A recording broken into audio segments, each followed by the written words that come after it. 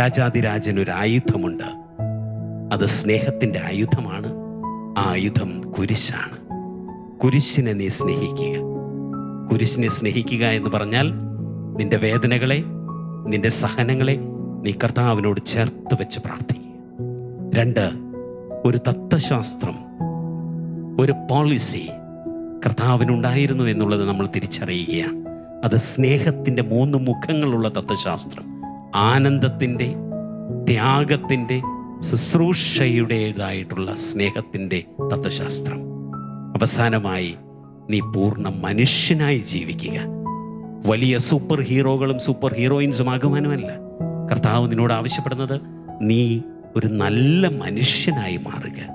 വേദനിക്കുന്നവരെ കാണുമ്പോൾ കണ്ണീരോടുകൂടി അവരോട് ചേർന്നിരിക്കുന്ന, പ്രാർത്ഥിക്കുന്ന, അവരെയൊക്കെ മനസ്സിലാക്കുന്ന, അവരോടൊപ്പം പുഞ്ചിരിക്കുന്ന, അവരുടെ സന്തോഷങ്ങളിൽ ആനന്ദിക്കുന്ന ഒരു നല്ല മനുഷ്യനായി മാറുക.